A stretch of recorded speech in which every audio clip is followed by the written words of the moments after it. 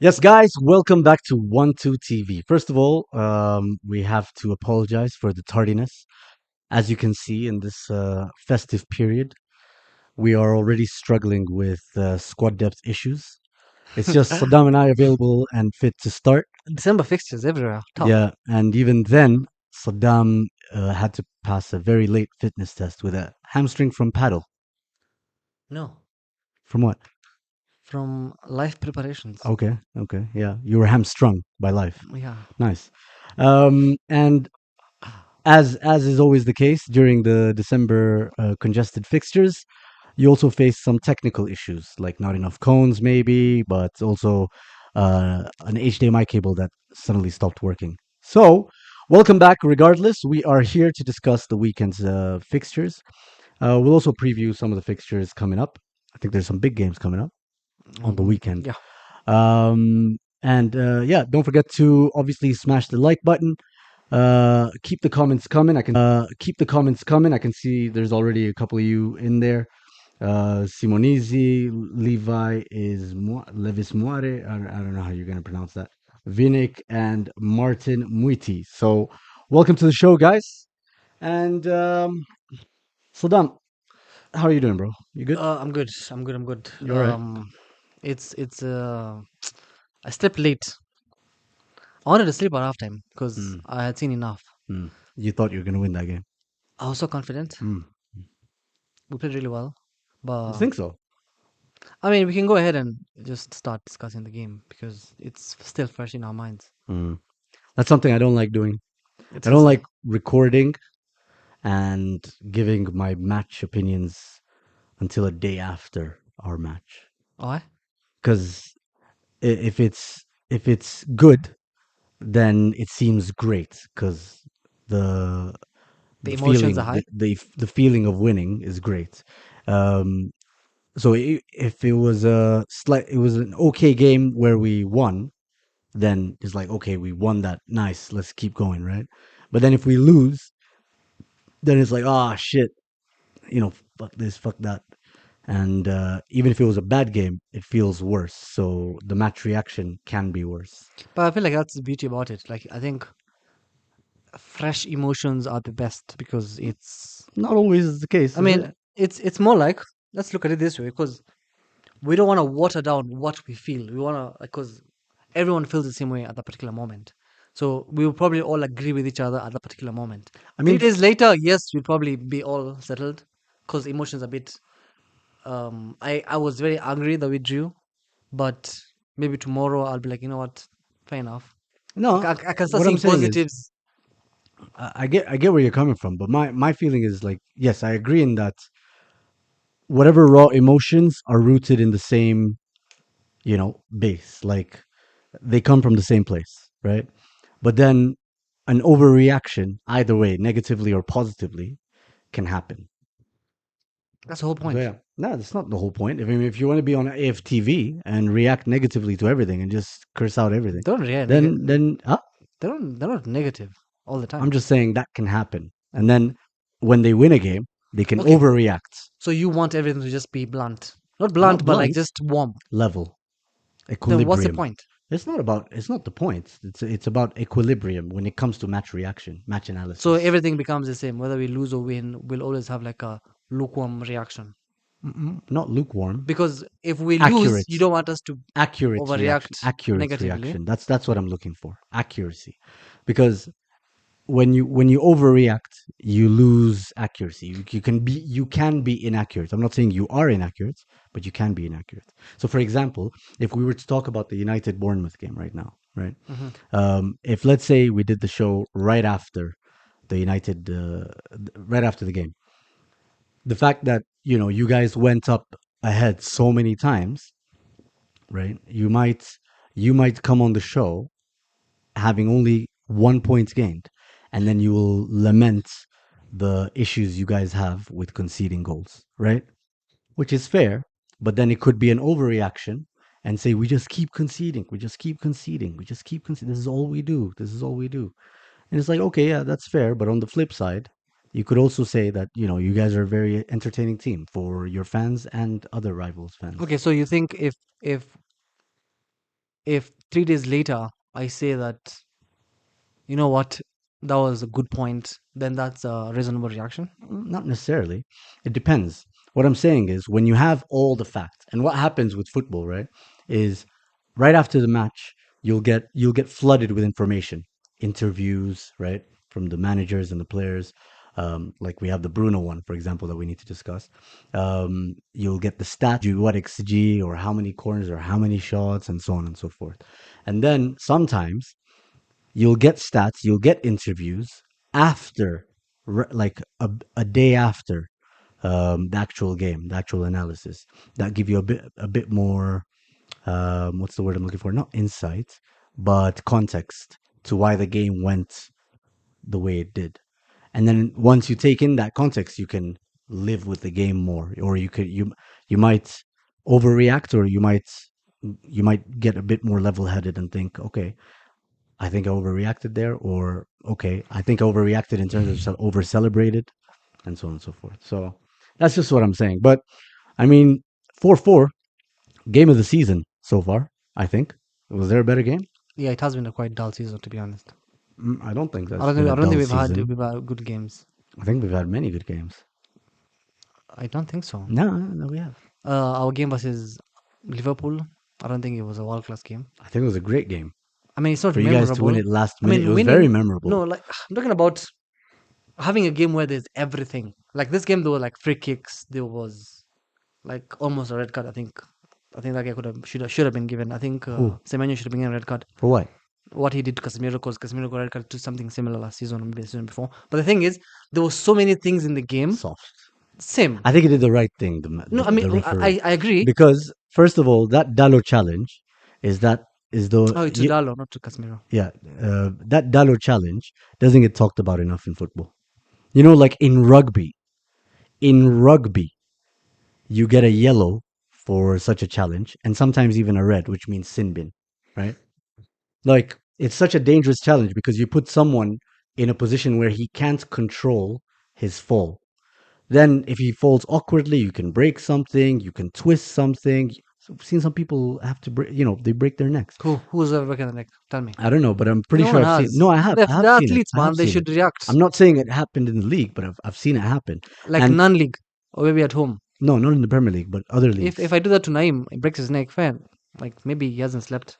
Name would get a soft landing because of his man bun, but apart from that, like Harry Kane, for example, gets away with that a lot, right? Yeah, but like who actually gets hurt? The It's thing very is, dangerous. All I'm people saying, just for example, Matteo Debuchy, that happened to him. Remember that right back from Arsenal? yeah.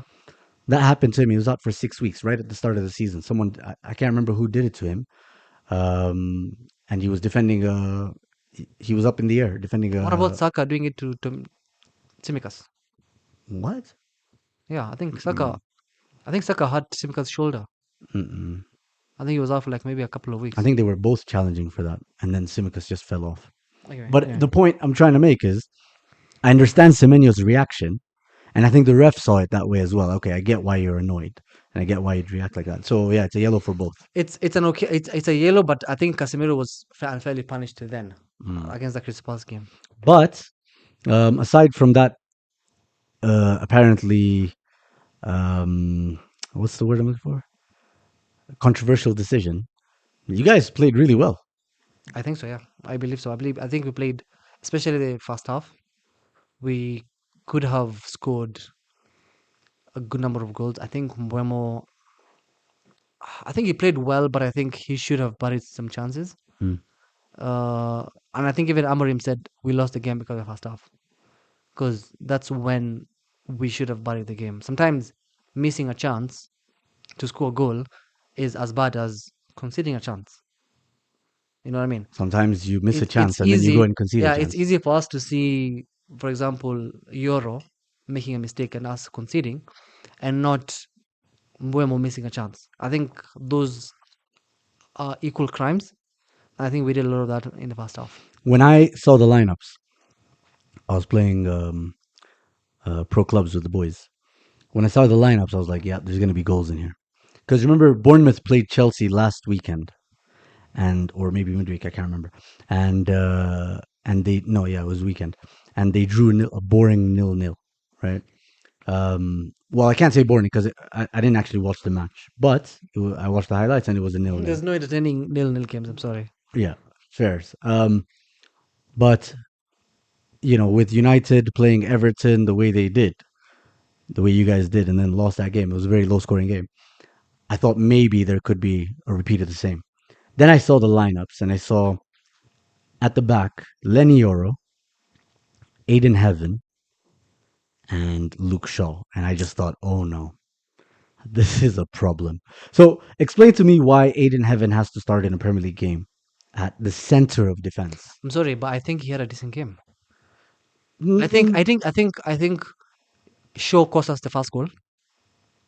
I think Shaw and Aiden Heaven cost you the first goal But because I thought Aiden Heaven was very sus in the way that he did not come across goal. He didn't come across to protect no, or like to close down Semenyo. no, it's more like him trying to cover someone else's mistake. Shaw already made the mistake, Fairs, right? but that's why you have a three-man defense, right? Is to cover those gaps. In my opinion, when you have a three-man defense, I don't think Antoine Semenyo should ever be in a position where he's bearing down on goal from the right half space. Tokalab 30 meters. He runs all the way into the box, into an acute angle, and still manages to get a shot off, like pretty much unchallenged. And I Yeah, know sometimes as a defender, you let a guy have a shot because he's far out, or maybe the angle's way too tight, so he's only going to score that 1 in 10 times. yeah. But his inexperience showed. Uh, I mean, I watching the game live, I didn't see that as his mistake. Now that you're mentioning, maybe he should have done better.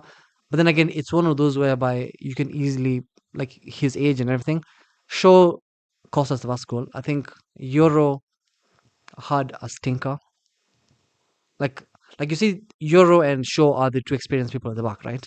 I would expect them I to wouldn't be the say ones. Euro, but Salah. Yeah, No, I get what you comparing mean to compared to it Heaven, in heaven. Yeah, yeah, like yeah, yeah. out of the three, I would expect them to be slightly more level-headed. I think Euro was getting caught off guard a lot. I didn't like his performance. I think his performance has really dipped. I don't see potential nowadays because I feel like with Heaven, there's a lot of confidence with him on the ball. He could maybe try and move the ball a little bit further and get a pass, or he was more confident. I liked his performance more. But Shaw and my good friend Euro, I think we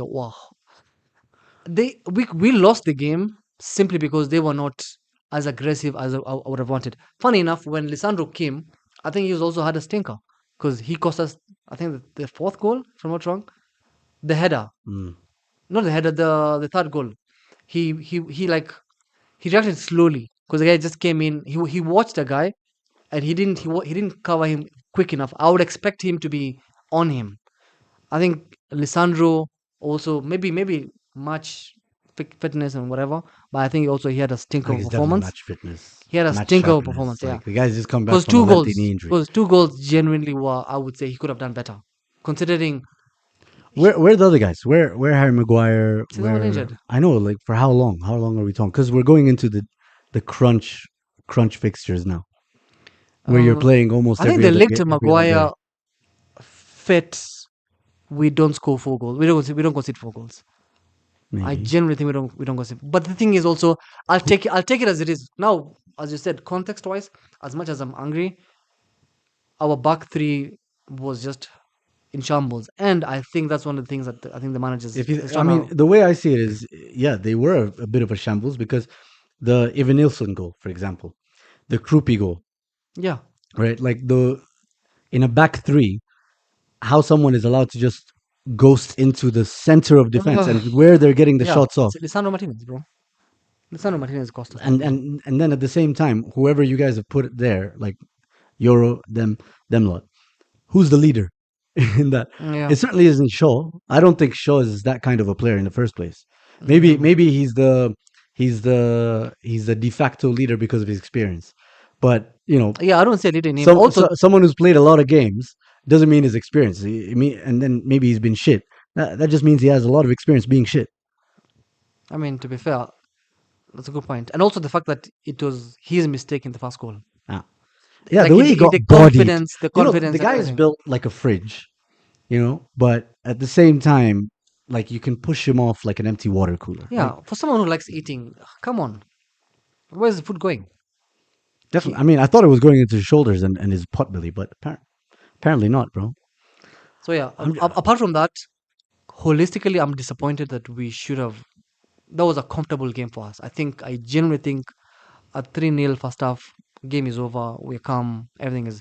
But the fact that we just kept making it easy for them to just attack us, I think that's why we lost. Also, I'm Casemiro not. coming off was a problem for me. And as much as Kobe Mainu played really well, linking up play and progressing you guys up, I just felt like if there was a reason why your back three was so open, it's because of Casemiro. At least not one of the midfielders being a Yeah, defensively minded it's player. like we're in a we're in like a funny situation because we need Casemiro's quality in the midfield. We need Mainoo's quality and we need Bruno's quality. So that and we have two positions with the current formation. So what do you sacrifice? Because the two tens, Mbuemo and Cunha, I think They played really well. they are like the best in those positions for our team. And we play look we are I think only Man City have scored more goals than us. Mm. Right? So our front three or whatever whoever plays, whether it's Mount or Sesko or whatever, but with Mbuemo and Cunha, I think we score so many goals. You're going to create a lot of chances as well Yes. because they're So just that good. yeah, and credit to Bruno because I think he plays a pivotal role in terms of creating chances. I think he has a lot of attacking qualities that Manu doesn't have. Right. So it's again, if we have a three midfield as opposed to right now we have a two pivot. If we find a way where we can have three midfielders, meaning Bruno with Casemiro and Mainu as as the holding. Again, we talked about the 4-3-3 formation that we're all raving about. If we find a way of fixing those three in our midfield, I think that's the winning formula. I don't think that's the thing. Like I've heard rumors. I don't know. You guys can correct me if you're wrong, because like four of you guys here are Arsenal or United fans. But I've heard rumors that after Afcon, after your to go into a back four. Yeah, I think that's a good experience.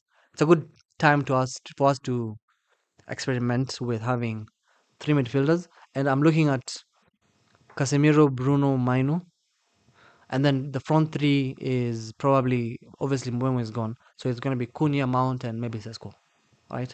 But I'm hoping when Mbeumo and Diallo come back, we find a way of it's we have three positions, right? And then we have Mbeumo, Cunha, Diallo as Mhm. our potential front three, with Sesko and Xerxes maybe potential subs. But then again, there's Mount. So it's but then again, I feel like with Mount as as a left-sided player as a front three, Cunha in the middle and Mbeumo on the right. But then again, that leaves Ahmad what as a right back. Mm.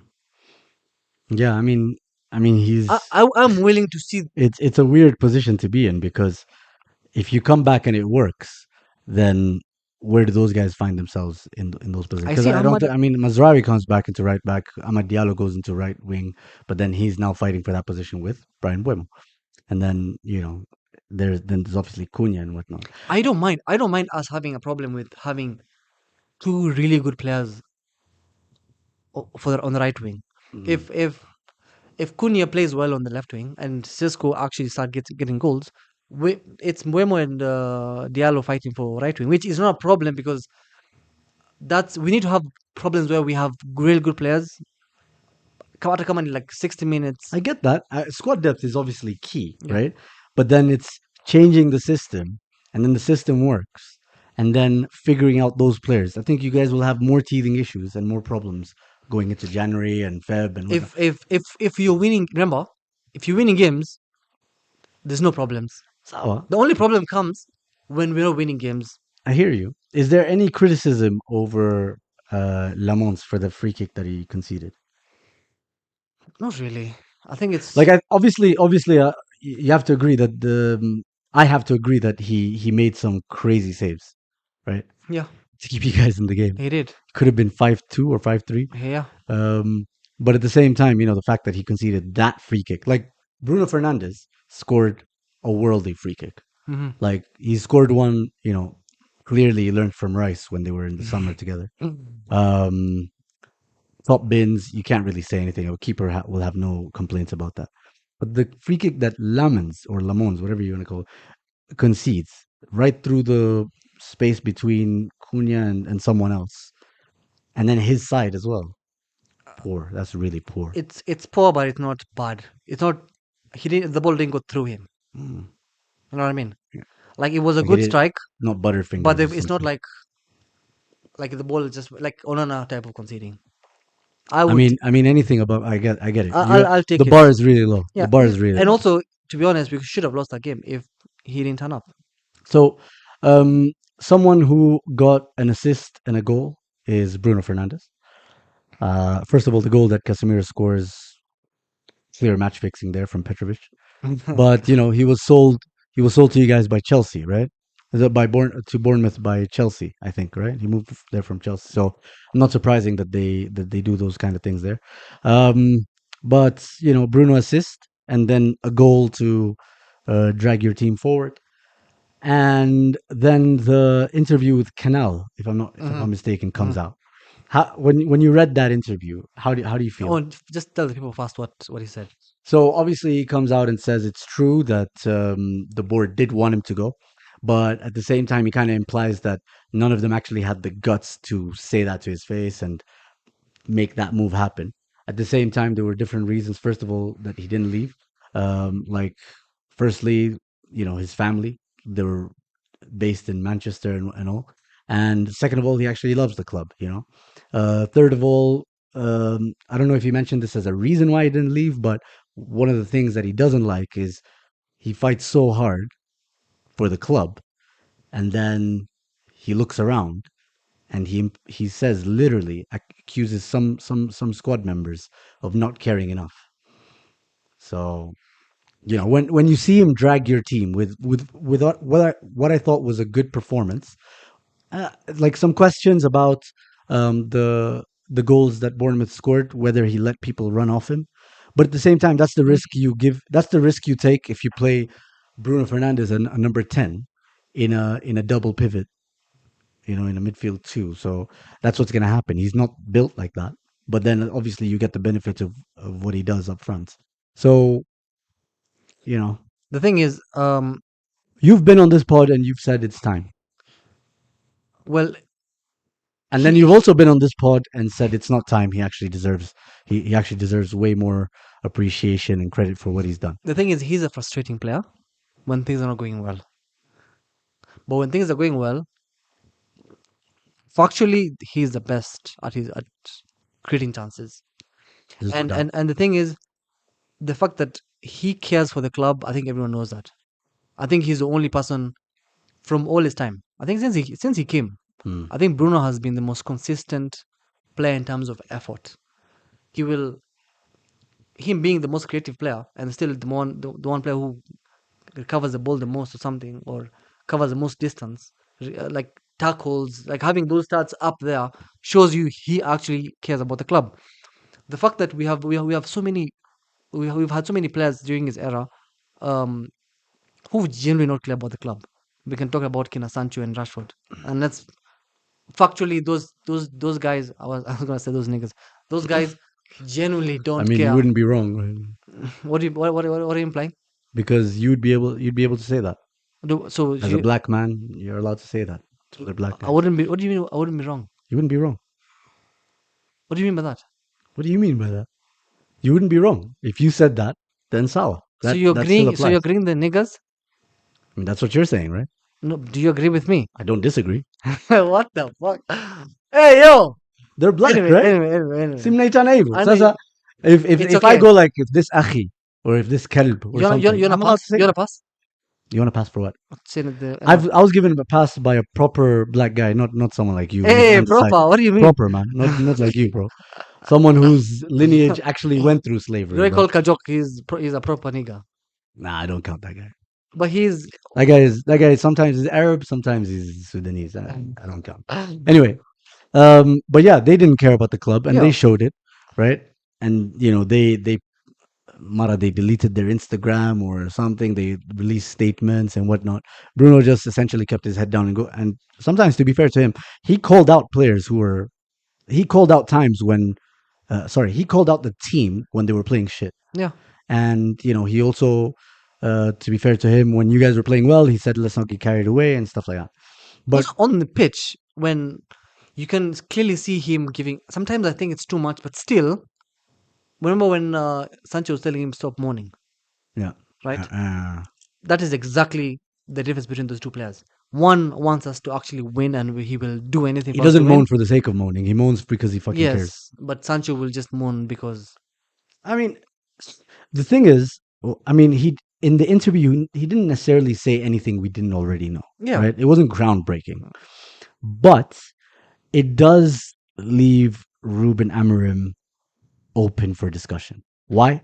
Because this comes right after a guy called Harry Amas, hmm and he's been criticized or called out by Ruben Amorim. In my opinion, needlessly. Like Ruben Amorim, yuajilete hizi vitu. And then he responds with the IG post. This guy's been saying I haven't been playing well where I am. I just got player of the match or but there player of was the the month or context of the something. video. He wasn't referring to him. He was referring to the club, who have won one game in 9, I think. It doesn't matter. Like But that's the context. you've loaned him to a team. It's about his individual performance. That's what you care about. Like someone can play shit, right? A team can be playing shit, but if a player stands out, rough diamond in the rough kind of thing, then and he's But your that's player. That's what you care about. no. How he's doing the That's individual actions and so on and so if you forth. interpreted it as him saying that the kid is shit, not necessarily the club performing as shit. But then there's obviously Kobe Mainoo's brother coming out and Okay, taking posing. By the wait. way, posing for a With picture all of this, with a free Kobe Mainoo, okay. as if he's been in jail or So something. with all of this, you're siding with the What I'm players. saying is, it leaves you guys in a very weird position because Ruben Amorim is going to come out again, and he's going to criticize players that he doesn't necessarily need to put the spotlight on him, right? But he does anyway, and he does it in a way to protect himself. Can we at least agree? I Can absolutely. we at least agree on that? He a lot of the times he does this to defend his own squad selection or squad rotation decisions that if you look at them under under with the microscope, he's still wrong. Okay, Kobe Mainu, for example, adds a lot to this game, adds a lot to United's game. And now you have his brother printing out jerseys. There's no way Kobe Mainu didn't know about the printing of the jerseys. I'm pretty sure he saw them as he was leaving the house. You know what I mean? Hmm? Speaking to the mic. Oh, okay. Mm. Mm. but they're always together. They're always like when they go on holidays. There was that picture of him Euro with this guy. The all like that Jody guy. I've seen his Instagrams. He likes taking like when they like right now. Obviously, mine is there's club football, right? There's no time for us to them hang out and everything. But in the summer, they were in the states together. Yeah, you see, like what you're saying is is unproven context. I don't know that that's proven because on the one hand, you're a United fan. He essentially our producer is saying that that's his stepbrother. They're not really within each other's circles. He's not within the family. So you're holding on to that. And Saddam is on the other hand saying actually they are hanging out, and for whatever reason he's seen. The point is it leaves an open an open wound with which Ruben Amorim constantly needs to defend. And the reason he needs to keep defending it, right, is because actually intact. He goes and peels it off, and then in his next press conference, and he goes like, "Yeah, actually, this guy's not been performing well." I look at it differently, right? I look at it as okay. So this is actually what happens when your brother, right, prints a t-shirt, and actually goes to Old Trafford and takes a picture and Poses, uploads it, poses, poses, and poses in front of the like, bro. yes, That's a lot. That's a statement. yes. So if that's what is goes on, because remember we only see these people for like 90 minutes, right? We don't know much that goes on behind the scenes, right? We've been asking ourselves, why does Amorim not play Mainoo, right?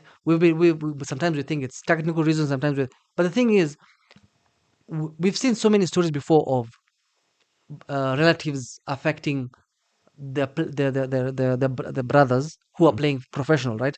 We have Ganacho, we have Mudrik, we have Kina Pogba. I can go on and on and on and on. Like your circles genuinely affect your mentality and eventually will affect your performance on the pitch in training. Of course. I don't think I don't think Mainu is surrounded by the right people. Sawa. I don't think so because clearly if your brother can do that, that means there's some toxicity going on behind the scenes. Like if for example you don't like what happens with Hamoudi at Simba, and you're constantly talking about it at home, Doing right? interviews or Doing whatever. it just not even interviews, just you're constantly talking to him about it. Feeding that energy into him. Yeah. Won't it affect him? It will. It will. It will And the affect thing his is, motivation and so on and so exactly, forth. I and the get thing that. is the fact that uh, right now I'm sure his brother wants my Amrim gone. True or false? Of course. So if the conversation of this manager needs to go because with Ten Hag you were thriving, this guy came, you're not thriving, right? For your career, for the sake of your career, we want this because the Amorim head has been called so many times. We've lost so many games. We're winning one game a month, right? Yeah. And the thing is, Kobe Mainoo won't be the only issue. That guy wants him to go. He's actually not been a exactly. very good So now manager for you guys. Hariamas, Mm. right? He's been sent on loan. He thought it was appropriate for me to respond to what this manager said. That tells you about the type of players that those kids are. There is literally no reason for Well, Mino to think he's what? wait, let me finish. There's no reason for Mino to think he's a finished product. So Fairs. he's like 20. So there's What's nothing. his age? He's like 20 years old, Yeah. right? Okay. So there is absolutely nothing that we think he doesn't have that he cannot have in terms of ability wise. Mm. He can start. He can be quicker, right? He can have. There's so many things he can develop in his game, but the English media, his people around him are feeding this into him to think that he is that guy, right? He I has mean, he's potential. more that guy than Ugarte, He right? has he don't listen. He has potential, but this is the thing, right? In It's never comparison about to what talent. no, It's never I'm about not talent saying it's anymore. about talent. I'm saying about performance levels. The way that midfield has been dysfunctional at times and has been functional, barely functional at times. Surely he's looking at that and he's like, bro, I'm not saying I'm the best. I'm not saying I'm like the finished product, but surely I can start ahead of that Ugarte or even that Ugarte finished doesn't start. Casemiro. I'm He just saying. I'm he just doesn't. saying. Like Okay, he's okay. been chosen over him. It's He's been chosen over him to either start games or come on as a sub um, this season, right? in place of who? In place of Casemiro, like when he's making the Casemiro sub, Hmm. or maybe someone else, Hmm. whoever is he's making, right? He's chosen Ugarte, for example, over Kobe Mainu as an option several times, not just once. Okay, because Amano, I agree. You know why? we have we have Bruno, we have Casemiro, we have Ugarte, we have Mainu. Okay, the profile that Casemiro has, right? The the destroyer, the getting intercepting, and that's not a Mainu thing. it's not a Mainu thing. It's more of an Ugarte thing, right? And that's why the manager said it's more of like a Bruno competition, not necessarily Casemiro, right? This game here, Jana, we were struggling, right? Casemiro got sent. Sorry, he subbed Casemiro, right? Got a booking. You saw the difference.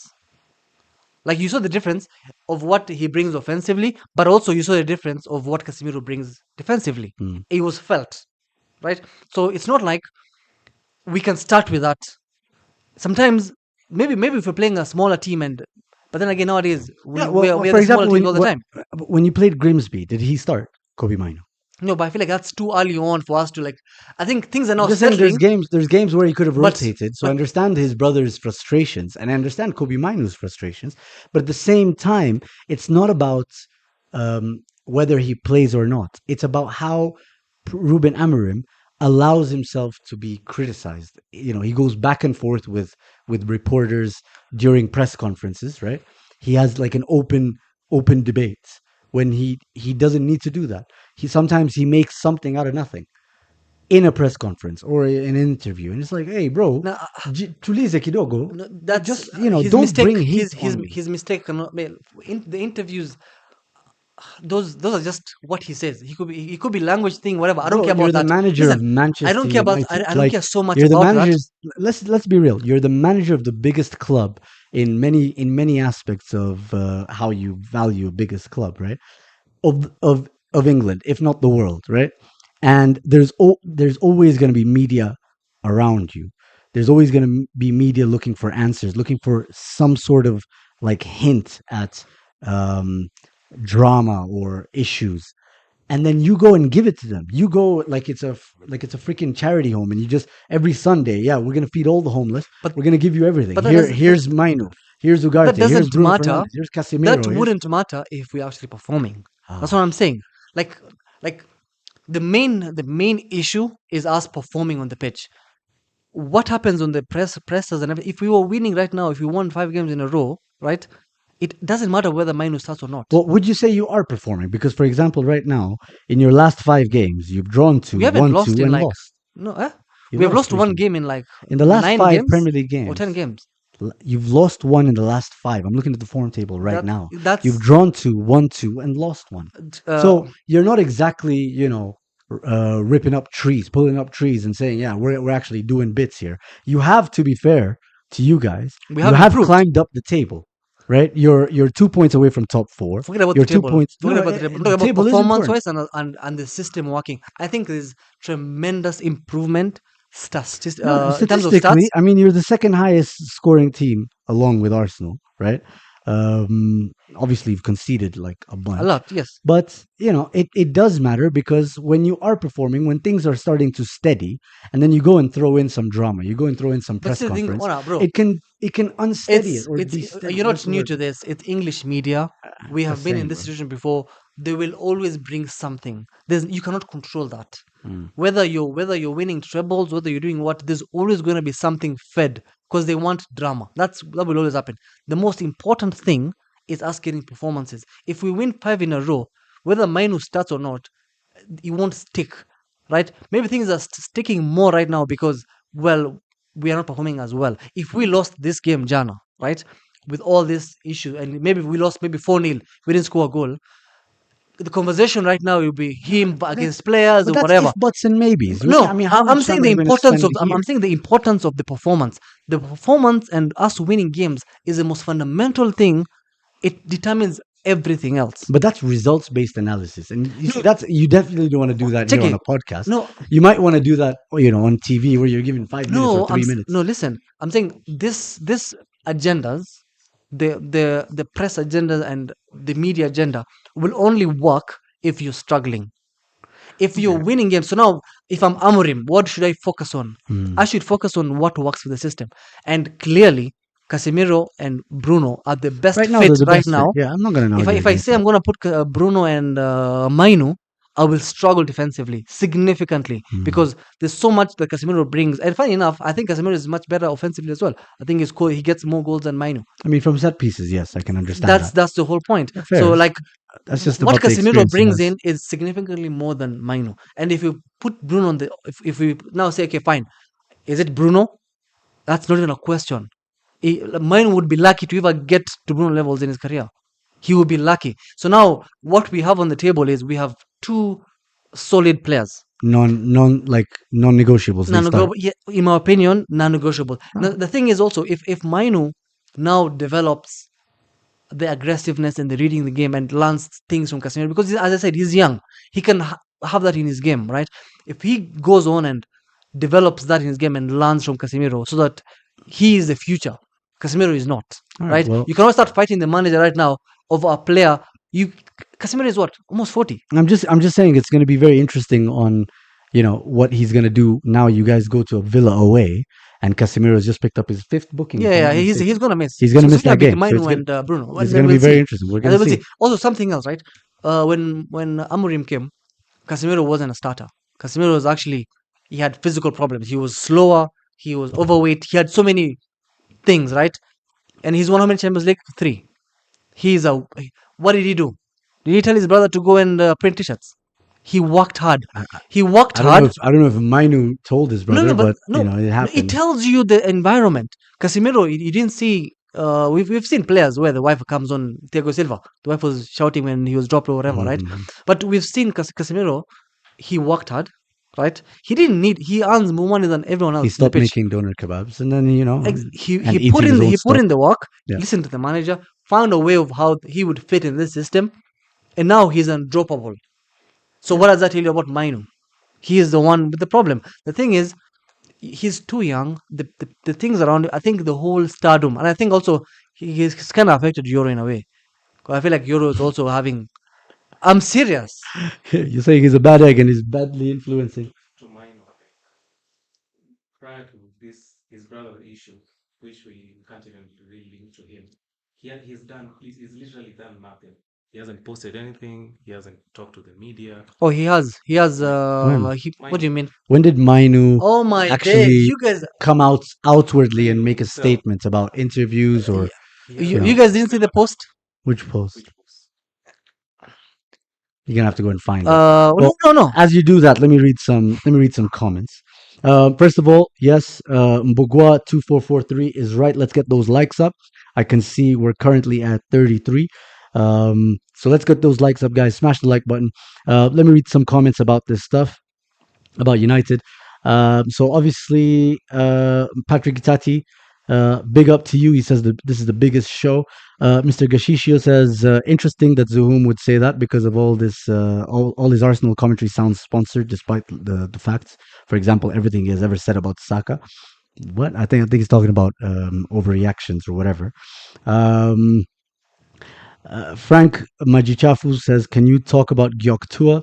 We'll get to that in a bit. Nonsense says the problem with Manchester United is the midfield. Gashishio says heaven starts because he naturally jumps front-footed defending. Euro struggles with that natural aggression, but as of now, the centre backs that work in this system are Martinez, Heaven, and De Ligt. Nonsense says surely currently I can't understand YOLO anymore. Um, Abdi Aziz Yusuf says, "How much should I pay for Kiarie to never appear on the pod?" It's going to be quite a bit of money. Guy gives us a lot of TikTok and Instagram real value. Um, Majichafu says, cracking 4-4 games still. United says Kobe is not that good to be really honest. If we can get 50 million for him, I would let him go. He's not that old, has loads of World Cups in front of him. When he gets the chances to play, nothing is really unique to him.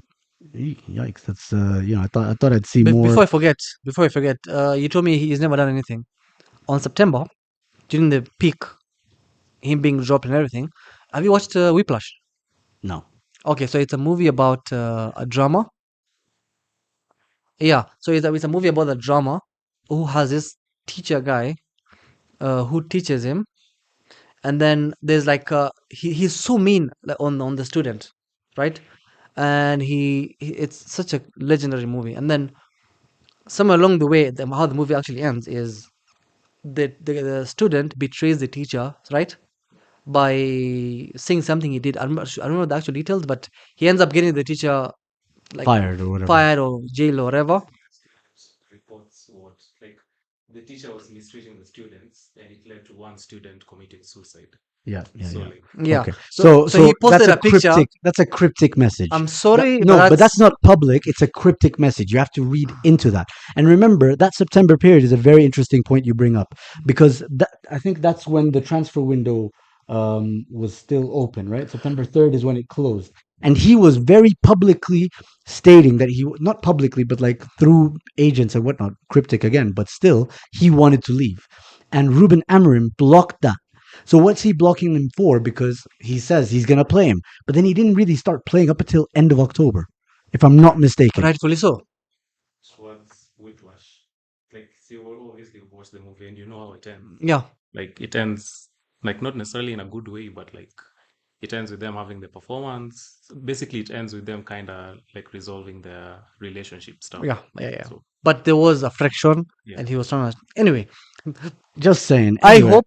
You see, the thing is, before the brother posted that, because I had so many question marks. I didn't understand what was going on. Like, why is he not playing, or whatever. But clearly, there is an issue with the kid's attitude. Maybe the vacancy. I think that you might think that you if your performances keep going well, then there's nothing really to talk about. I think if Rumerim will continue being the manager at United, if he wants to succeed for a decent amount of time, he's going to need to put a lid on this. You can't have academy players on loan, right? Snapping back at you or clapping back at you and saying, "What?" You can't control that. I'm just saying. You can't control that. I'm You just just saying. let them go. You can control that by It's not giving them that energy to have to respond to that or feeling like they have to respond to that. But to your credit, Ian GK says Saddam is spot on. Gashishio says, I'm just glad that we sold Hoyland because where? Reeves Kidakis says Saddam is absolutely spot on, 100. Mainoo is good when you have the ball, but out of possession, we are absolutely vulnerable. He cannot tackle and he's slow and sluggish. No Nonsense says Mainoo's brother printing the shirt really disappointed me. Red Devils KE says I don't get the Euro hate. He's literally had like 4 bad games for us, and he's 20. Kobe will get game time. United fan base is too impatient and irrational. Alan Munenis says hello. The third guy is not audible, so maybe you can get your. All right, cool. So sorry about that, but yeah. Anyway, we'll see how you guys fare in your next games, because I don't think your next couple of games are very easy, and they come at a very tricky time of the year. If you look at the fixtures for United, you've got Aston Villa away, and then you've easy game got for us. Newcastle at home, and then obviously Wolves again, and then you've got Leeds away. And then after that, Burnley away, Man City at home, Arsenal away. So it's like out of those games, I'd only say Wolves and Burnley. Wolves at home and Burnley away are probably the ones where you guys would be looking to get The points. thing is, But the other ones, a bit the tricky. I think we turn up in big games. I think that's has been our Did you turn problem. up against City 3-0? That's the only teams that I think we didn't turn up for. We Okay. turn up against you You said you turn up in big games. games. Yeah. So I mean, there's some games I didn't. You don't know English? You said you turn up in big games. I didn't say games. You It's a did. game. Oh, I guess I don't know English then. Yeah. So anyway, let's keep it moving. The next game we're going to look at is the Arsenal Wolves game. We'll round up the rest of the games as we close off the show. When we get some Chelsea fans, or hopefully like the one City fan that's available. Anyway, Arsenal, Arsenal, Arsenal, Wolves, right? Like you think, Wolves right after Aston Villa, losing to Aston Villa, going away to Club Bruges and resting a lot of players, and then and winning, not comfortably, but winning 3-0, right? You'd think that you'd get the right selections, and then obviously go on to win the game comfortably. Everybody else has eaten against Wolves. I don't think there's any team that hasn't eaten, even in terms of shots. You guys, when you guys played them, to be fair, they were a bit like prostitutes. They did panua for like 50 bob or something. I don't know, but you guys had like 27 shots against them, Yeah. if I'm not mistaken, and they played a rather open game. You know, um, against us, yes, it's true they did defend, but regardless of whether they played a low block or not, we've talked about this and we've been right about this analysis that Arsenal did have this season in comparison to last season tools to use to unpick a low block, right? And regardless of Tools or whether tool? tools, I think you just had set pieces. I think we had tools. For example, what many Arsenal fans thought, and I don't necessarily agree or disagree, but many Arsenal fans thought if we're playing a low block, right, you possibly play Kai Havertz or Merino, and then so that's one tool, and then you have guys like Gabriel and them and Timber scoring from set pieces, and we did score from a set piece, you know. So it came late, like 70th minute, but the overall performance was not good. I think a lot of it was due to the manager making bad selections for the second game week in a row. So Yeah. Aston Villa, you're thinking, okay, we're playing Aston Villa. Merino has played, first of all, a lot of games in the last couple of weeks. Lots of games, Champions League and Premier League, right? Tough games. So is this the game to play him against Aston Villa when you know these guys live on the edge of XG and XG against? Like you don't know which way their game would go, right? Is this the game where you need transitions and whatnot, or Gyökeres? So what does he do? He starts Merino, and then you're thinking, okay, Sawa. So he's rested Merino. Gyökeres played against Club Rouge, not very well, and then we're obviously going to face a low block against Wolves at home. So is Gyökeres the right striker to start against Wolves, against the low block? Because we know what happened at the Emirates last time we played against the low block. We played against Tottenham, and Merino was important for that win. And then not only does he start Gyökeres, who, by the way, has a shit performance, he also plays Martinelli. Is that the right player you want to play against A low block a low Martinelli block? is Of course not. just The only chance he got was in the second half after he's shouted at the team, and a shot come cross, and that was it. After that, he was hooked. But as soon as he took off Eze and Trossard, Martinelli, he brought on Trossard and Merino and Odegaard. Eze and them came off. The game looked very different, and even Gyökeres suddenly had a bit of an upstep in his game. He looked a bit better. He had that one turn and shot that wasn't on target. that's a positive. I think even the squad selections hurt on not just a performance level, but also in terms of now like what's available to the squad, because he started Ben White. I thought if Saliba's back and Calafiori is not available because of his fifth yellow card, then surely you start Saliba and Calafiori, right? And have Miles Lewis Skelly, who played quite well against Club Brugge, you play him at left back, right? First of all, his profile makes sense. He's an inverted fullback, kind of possession-based fullback, not a transition-based fullback. So playing him against a low block makes a lot of sense. Right back, surely you put Timber back in, because Ben White, lo and behold, gets a hamstring injury, and now he's going to be out for 3 to 4 weeks. He could probably have used the rest. What does he do instead? He puts Timber at right back, Hincapié at left back, and who was at centre back with Saliba? I can't remember. Or the other way around. Mascara? No, it wasn't Mosquera. Sorry, he played Timber at left back, Ben White at right back, and Saliba and Hincapié. No, yeah, it was like that. No. Sorry, if I'm not mistaken, Hincapié left back, Saliba at left centre back. So Timber at right centre back, and Ben White at right back. Yeah. Then he switched it up for because of the injury. So there were so many things that I didn't like about that performance. The squad selection, first of all, and what it did to our performance, and then we reverted back to our issues of last season, where we're playing on one side, get the ball, work our way to Saka. 42% of our attacks at halftime were coming down his wing. The thing is, even if you're going to give it to Saka, the only person who was running next to him, Gyökeres is running into the box. Nobody's coming near him and whatnot. So because they were playing such a low block, it affected Saka's performance. Like he's not going to have the best performance in the world, but he still did a lot, right? He still had a positive performance. And overall, I just think both games, Arteta, Aston Villa, and Wolves, arguably our worst performances of the season so far, were down to Arteta. Squad selection, squad rotation, and just the idea of who to play when just didn't make sense to me. You mentioned something, and I feel like it's such an important thing about Arsenal, and maybe it's a Arteta thing or it's Arsenal fan type of thing. The idea that you guys believe you have to change your ways when you're playing against certain teams.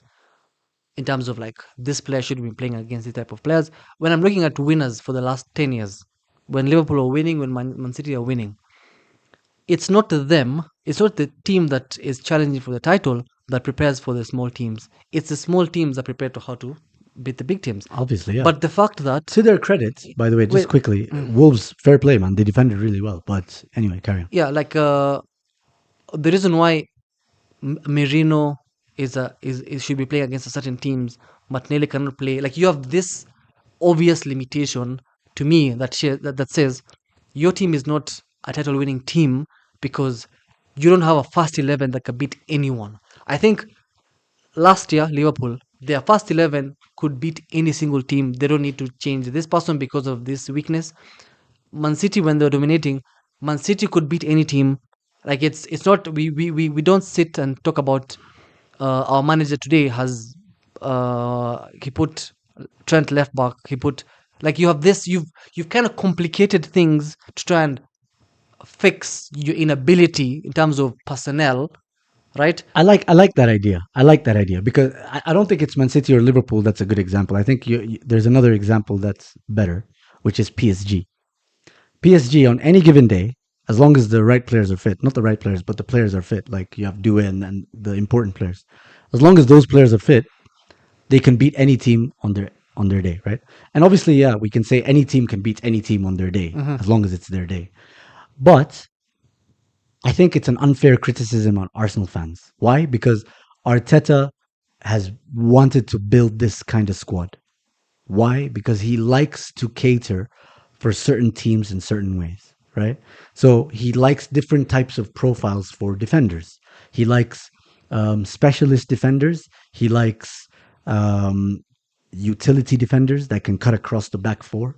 He likes midfielders that can do a bit of both jobs, like when it comes to creating and defending. Look at Rice, for example. Look at Zubimendi. Now he brought in Norgard for a defensive specialist, and so on and so forth, right? But if you think about why that could be positive, is because Arsenal do play, and those teams like Man City and Liverpool have played teams that have played differently to how they play other games. So, for example, yes, Man City still won the league, right? A couple of seasons ago. But in the season where they let go of Julian Alvarez, the season prior where Julian Alvarez was an option, there were games where Haaland was not the right performing striker. He was not. Some people might think he wasn't the right profile. Some people will just say he also missed chances that he could have scored, maybe half chances or whatever. But then Julian Alvarez comes in with a bit of maybe, a bit more cuteness or a bit more quality technically, that he scores that kind of goal that, otherwise Haaland might not have in a tightly packed defense or something. A goal from You're talking outside about the the box. season Haaland broke the record. Yes, for example. And there were games where Julian Alvarez, for example, against Fulham away, I remember, right? It wasn't working for City. It was 0-0. He breaks the deadlock with a free kick. You get what I mean? And then another game where he scores from 25 yards out, top bins. You can arguably just say he was a good sub. He was Not- a good it's- player. It wasn't just that he was a could good just sub. come on and In do my stuff. opinion, it wasn't that he was just a good sub. It was that he was a different kind of profile. And when you look at, for example, Eric and Kiarie, when they talk about Liverpool, when Darwin Núñez misses chances or starts a game, they go like, "Nah, we think Diogo Jota should have started that game, not someone up top." Zoom. That's a good analogy because yes, there are some games that Alvarez could play better against with as opposed to Haaland, but clearly that is never a sustainable thing. You don't build your team based on this one can do this, because that's why he was sold, right? From nowhere, he was sold. I mean, they did offer 90 million for him. But They signed him for 20 million. They No. needed money. Remember, City at that time, they needed no, money. my point is right now, if I tell you, give me an 11, first 11 in Arsenal, who can beat any team? I'm talking about the 19 teams. Like this team, they can beat all the 19 teams. You will tell me Martinelli cannot play against this team. Mourinho is best for against this type of players. You tell me an 11. You tell me Arsenal, another team of any other team that can beat a first 11 of any other team that can beat another team. Like last season when no, Liverpool this season. no Let's- win the league. yes, You want to you see yourself You want to as a win big potential yes, you want Premier to win League. big trophies, We're yeah. talking about Premier League. Yeah. last season the Liverpool first 11 could beat any team, and I think they did. No, that's not necessarily true. Tell me, they won the league, right? How many games did they lose? Yes, I think 3 or 4. Was it the same teams? Did they lose home and away to a specific team?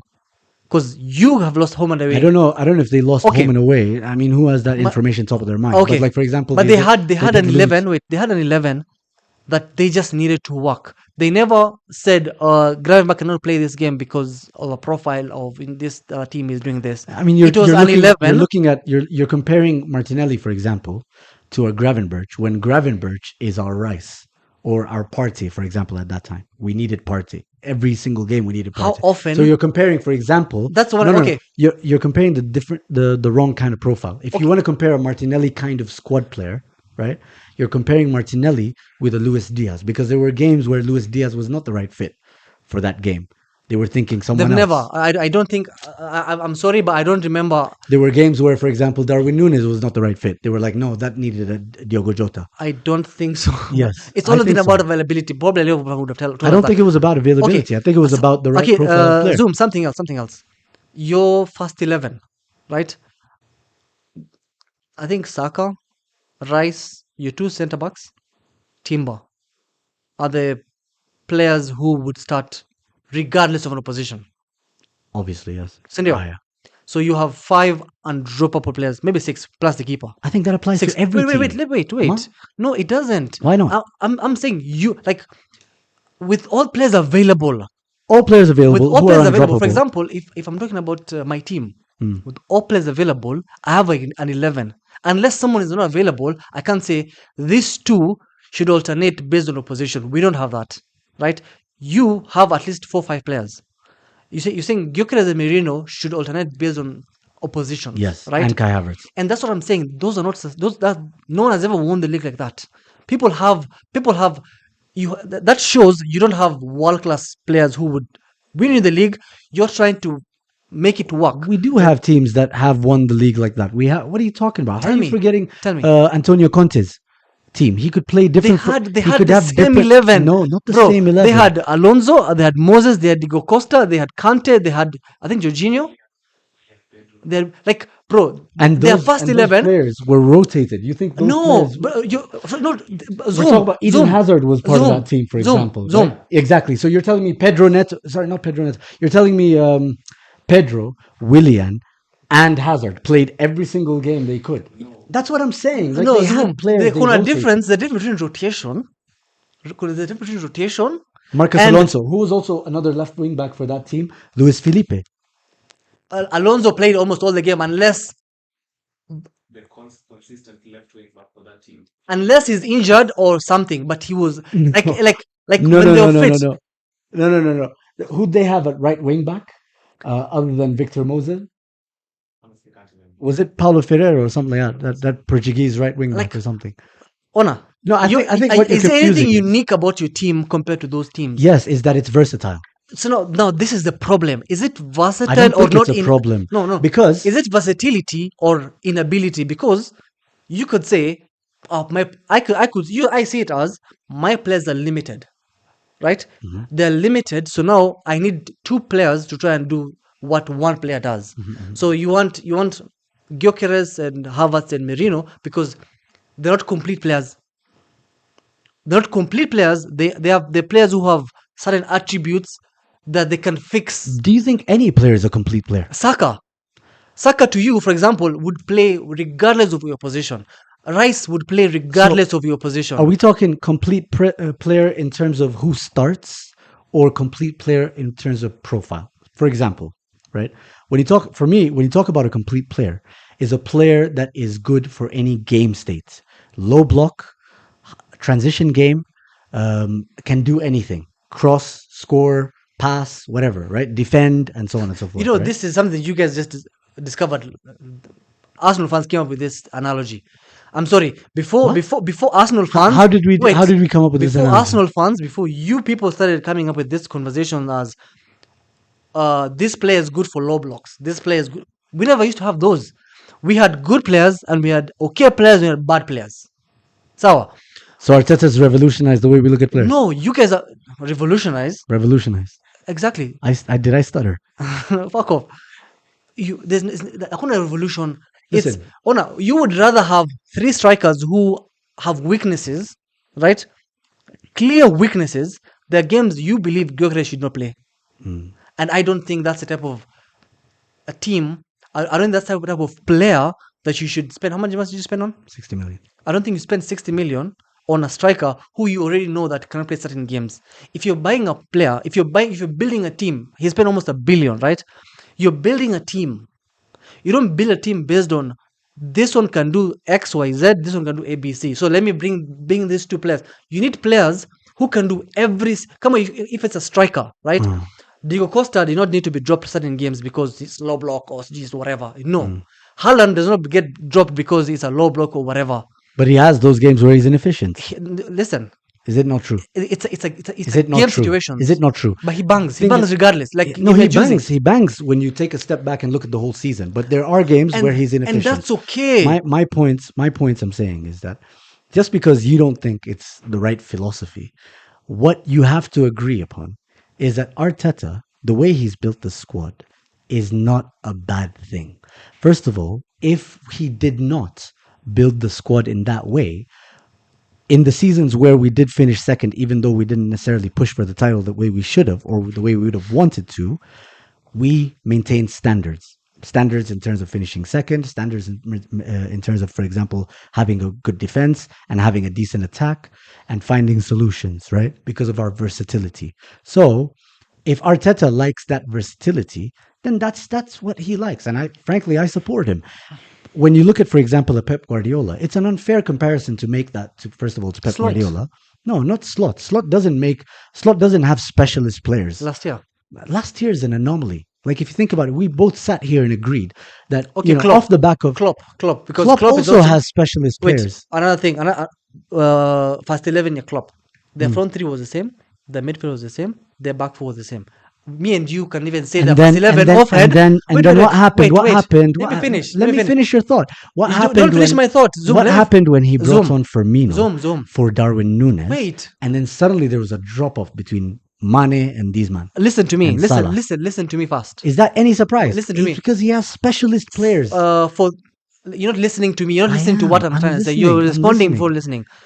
Klopp had a exact 11 for almost 3 years. And we came here, I talked about he has not changed his team. That's why they're going to struggle, right? And they started struggling because he didn't evolve his team fast enough, right? He never replaced Fabinho when he left.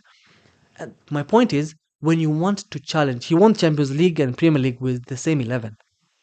So he finished with 99 points with the same 11. He didn't have a Mane who is incomplete but can put a certain player there. But that's the thing. You see, you keep going back, What's which the is very unfair. You're going To back. who? You're going back to legendary teams and then comparing them to a non-legendary team. Arsenal doesn't have a legendary team. What you're asking me to do is, $1 billion. do you have $1 billion, a legendary? $1 billion, do you bro. have a legendary team? And I'm like, no, I don't have a legendary team. Does City have a legendary team right now? I don't think they have. Okay. Does Liverpool, after spending 450 million in one summer transfer window, do they have a legendary team? The current team Yes. current team. Is it a legendary team?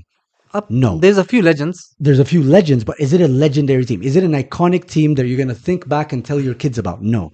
When you look at Chelsea, who spent 3 times the amount of any other team, when you compare them to is it a legendary team? They're still an academy according to them. Forget legendary Champions. teams. Talk to me about how champions, Arteta not wants just to any win. team. How Arteta wants to win is by learning from mistakes.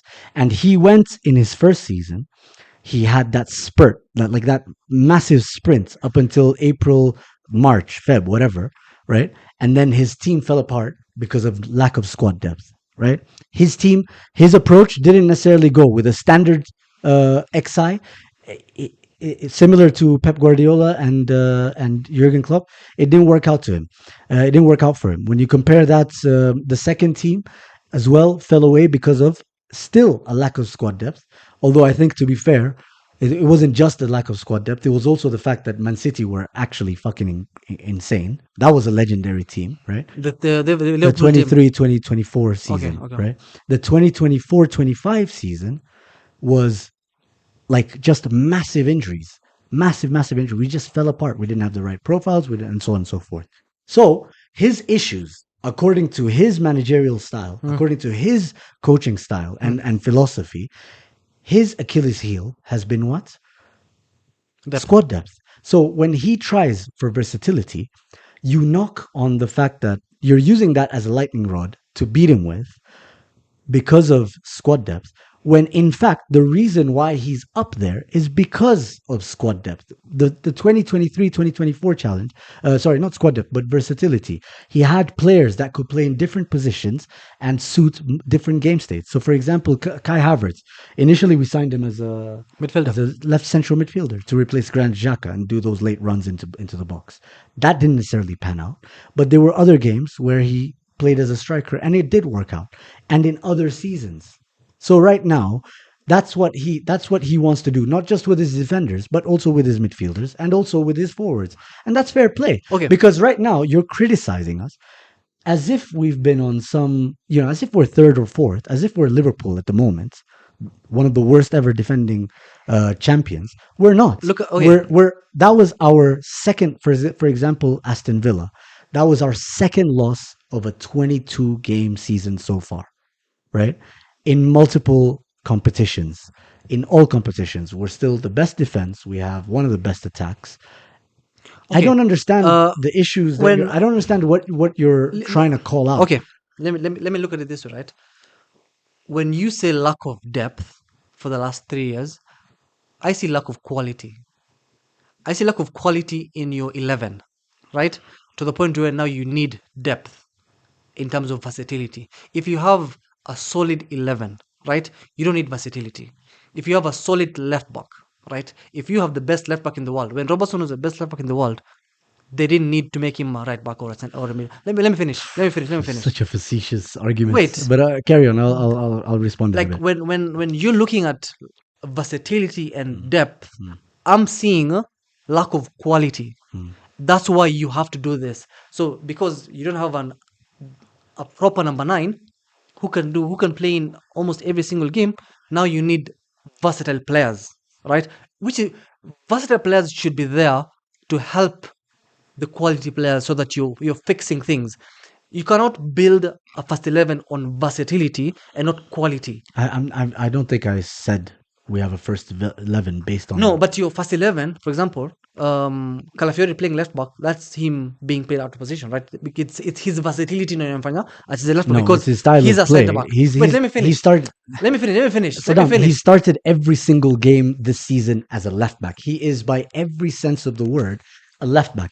Okay. Whether he's an overlapping left back or an underlapping left back or inverted left back, that's up to you how you want to define it. But he started every single game. And I've listened to you The talk. reason why he didn't start, for example, Can I just against finish? Wolves is because of a 50 yellow. Okay, fine. Wait.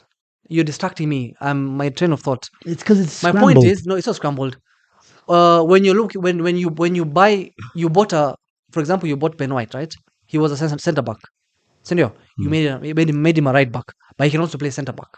So you bought players and you made them versatile. Senor, that is what you're telling. You bought Mainoo as a midfielder. He can now play as a 9.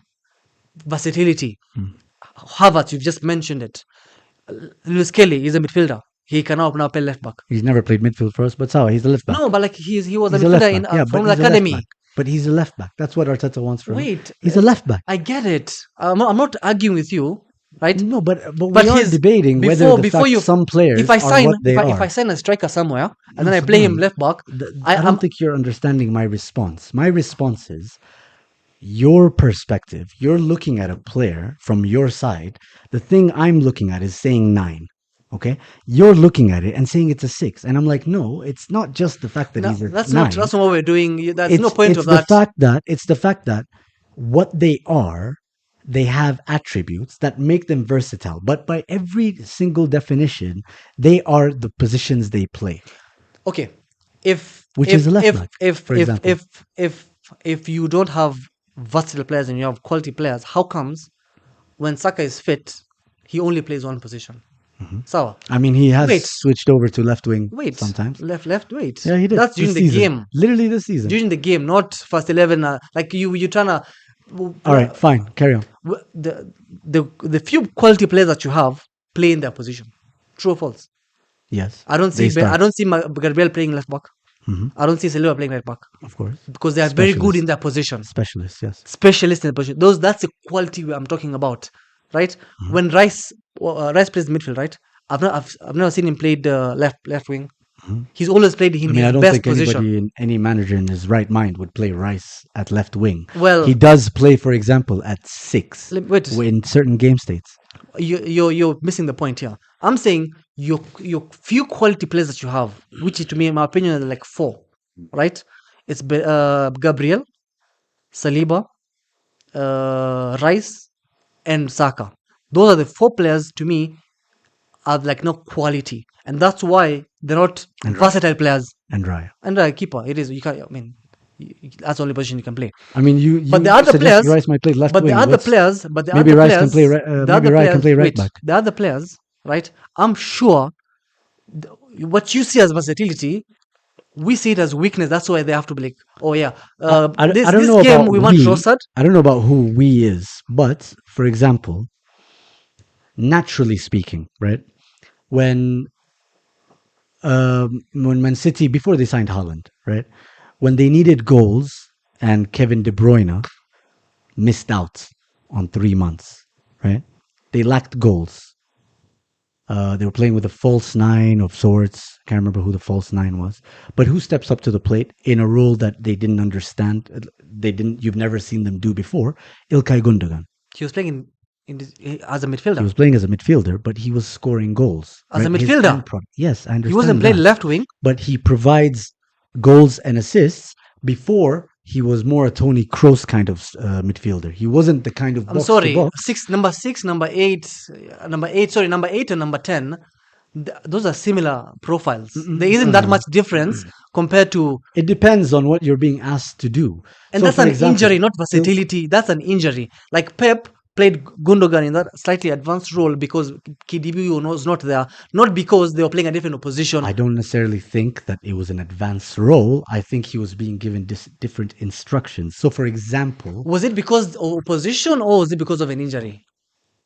KDB was not there, yes, right? it was definitely because of injury. But right? to you right now, you're not your versatility. The way you're looking at versatility in your team, it's not because of injuries, right? It's because of opposition. This type of game, this type of game. Saddam, what are you suggesting? Because what I'm calling out makes sense. If I say Martinelli and Merino were, let's say Merino, for example, against Aston Villa was not the right kind of striker. What happens then? We lose, and then we play Gyökeres, and he starts up front against Wolves against a low block, right?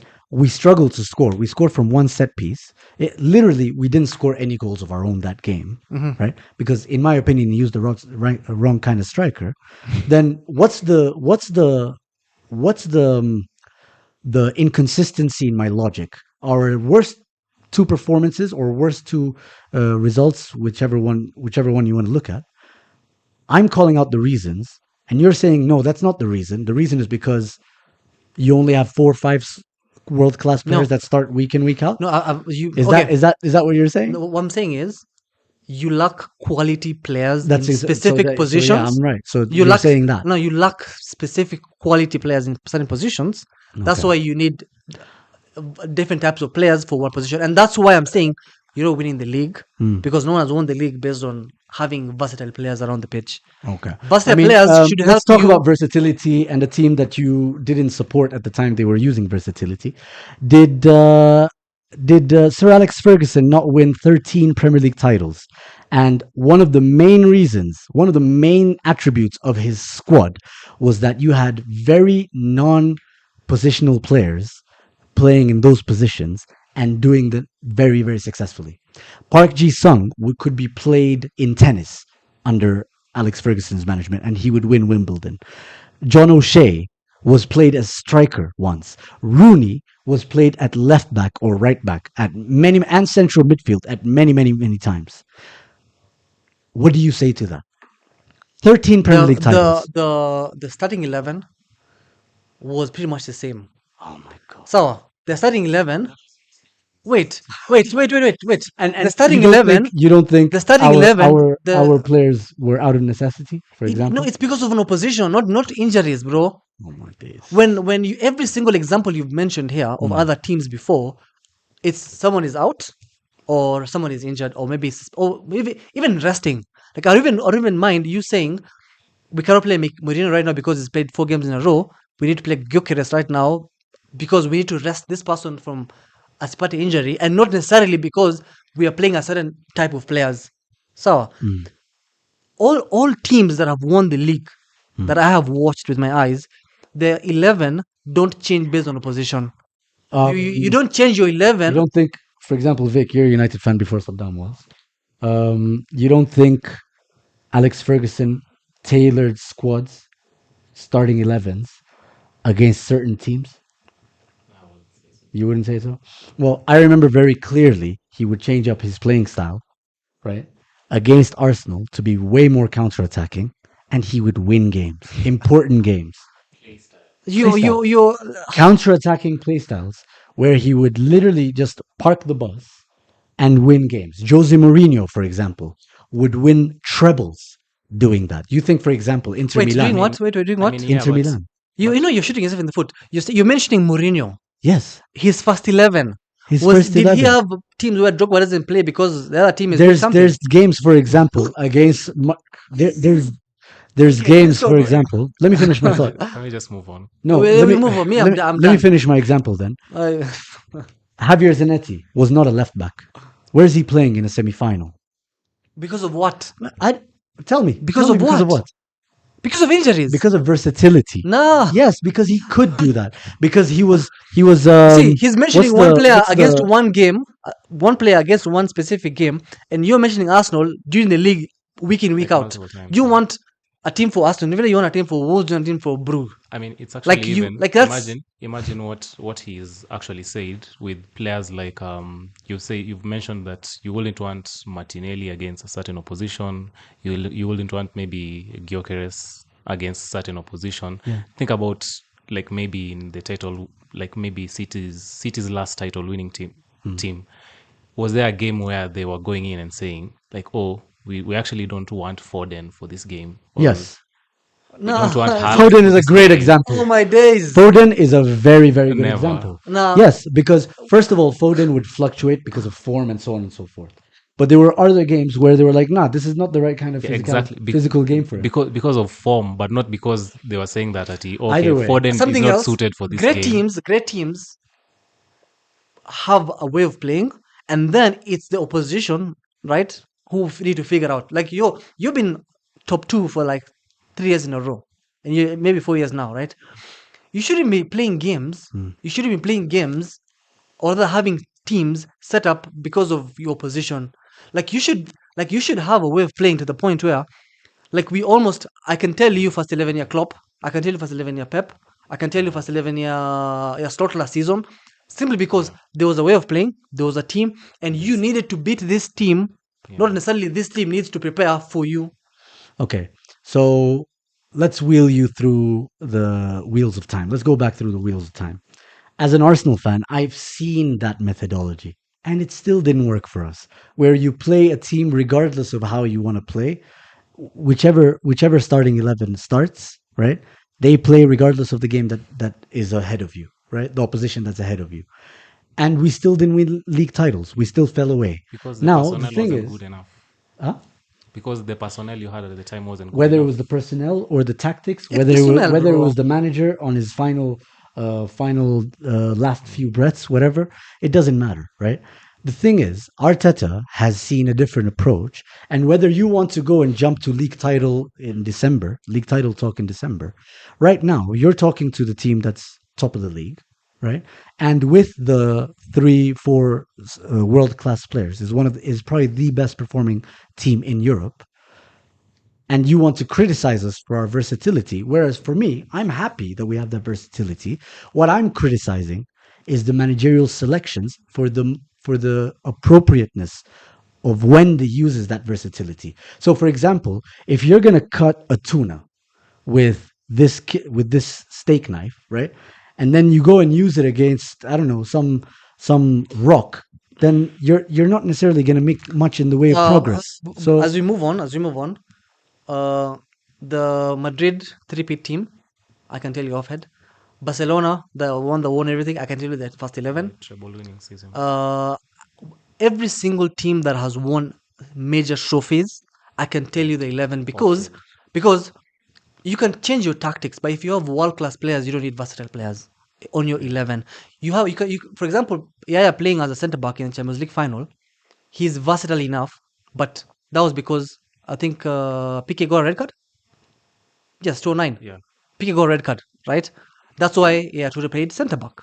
That's versatility, but that's like It was I wouldn't it was expect. necessary. Yeah, that's how you use versatility. Not on a day-to-day basis, your players are fit, but now you want this one can play this certain games and this one can play certain games. I think that's you've masked your lack of quality of versatility. If you had quality players, you would like if you had a proper 11, your 11 should be the same. Good example when you guys the first Xhaka season when you guys really challenged 247 nights, Yeah. you had the same 11, right? And didn't work. But you didn't have wait. But you lacked quality wapi a striker. Senor. But the rest of the team, your back four, your midfield, your front three was pretty much the same. You played really well. You needed a striker, right? Instead of buying a striker, what did Arteta do? Changed everything up. Get midfielders. Get like you switched everything up to the point whereby, and that was the last season. Arsenal were playing so entertaining, like you know that, right? Yeah, we also conceded. It a lot was of the most goals. entertaining. We also conceded a lot of goals. Fair, no, you concede, right? We were most horrible defensive record. fair enough. I'm sure. Listen, you conceded so many goals, right? So that means your objective then should have been let's not concede more goals and let's get a striker. But the fact that your manager completely changed everything, and from that season, right now it's now versatility, not speciality. I'm gonna finish with this. I would much rather have this kind of team than a team that comes up to with issues when their plan A doesn't work. I would much rather a team that has a plan B and a plan C and so on and so forth. That's why, for example, Martinelli has 5 goals in the Champions League. Why? Because there's a lot more space. Because when you play quality teams, they're gonna play a high line. But when you play a low block team, sorry, he's not gonna get those goals, and that's fair. So I'm gonna read some comments. Let's keep those likes going. Sawa agenda yako. oh yes, Mazda, we need to talk about Gor Mahia. Mr. Gashishi says, I don't think Euro gets hate. I mean, is there Euro hate? Like there was Maguire hate or Rashi hate or Sancho and so on and so forth. Pogba. It's just Kawaida media. Ian GK says we're ending Villa's streak. Patrick Itati says, but Zuhum, Eze was our only best player. We had the whole first half. I think he was shit, to be honest. The Hermano Show 9957 says Saddam is cooking, very objective. Maji Chafu says Arsenal as a team are really good. You just need everyone firing if you really want that title, which is true. Our attack really needs to click right now, especially when our defense is struggling. Hermano Show says, Zuhum, name your starting 11.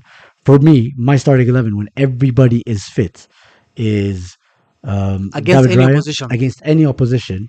Champions League final. Who do I want to play? South. No, Champions League is a one game. Champions League final.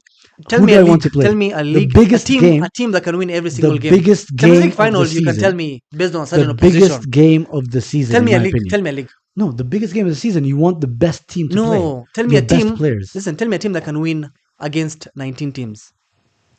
Oh my God. Okay. Regardless, not a final. So, for your sake, David Raya, Ewan Timber, Saliba, Gabriel, Calafiori, Rice, Zubimendi, Odegaard, Eze, Havertz, and Saka. That's my first 11. That team can beat any team. That team can beat regardless. anything. Yeah, can beat Okay. any team.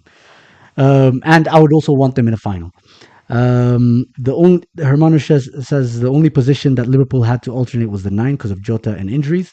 Gyoktua is stiff as fuck. Bro makes me respect Darweezy. Fair enough. But then if you go through Darweezy's misses, at least someone doesn't need to take those shots in the first place. Zuhum, there is a lack of belief in your team from your explanation. I don't think there is. I think our team Lack of belief, he means the fact that this person cannot do certain things. So yes, you lack because I belief understand in their your players. limitations, not belief. For example, I don't think Martinelli is going to be the technical Messi dribbler. I don't think that's a lack of belief. I think that's just logical. Don't you think that's logic? It's not logic. It's not logic. It's It's a lack of lack of belief. belief. Okay, fair enough. Hopefully, Kobe Mainu can be like Yaya Toure one day. Don't lack belief, man. Zacopio says, my take, Arsenal's problem is mentality. You've got one of the toughest squads in the league, but if this is your consistency, you're not getting over the line. If you look at Spurs, what? Our coach plays not to be beaten. The mindset is the issue here. Good luck to them, but Arteta got to get their heads right. Everyone wants to win, but you've got to want to. The last bit, I definitely agree. Gashisha says Arsenal should have bought Ollie Watkins instead of Gyökeres. Now should be looking at someone like Beto. Actually, if we bought Ollie Watkins and he missed the chances that he did against us, I would be losing my mind right now. He's just not clinical enough. I think Saddam doesn't know why Marino plays as a striker. I would agree.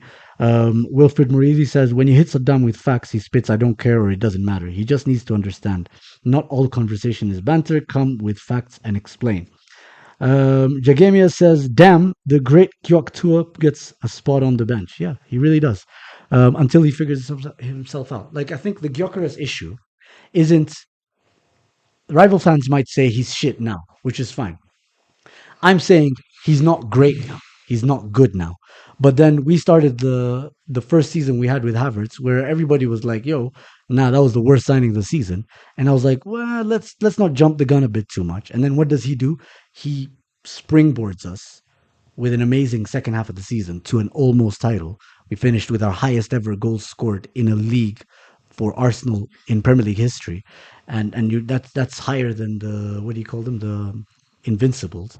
And then he does what he does in the second season after. I think, you know, I wouldn't rule out. I wouldn't jump the gun and call him out just yet. He still needs to adapt to us in as much as we're adapting to him. So let's see. Anyway, Man City, in my opinion, they won a game where like everybody expected them to win. They had none of the XG, which is essentially why I expected them to win that game, because they missed. Crystal Palace missed clear-cut chances, but they also had a lot of injuries.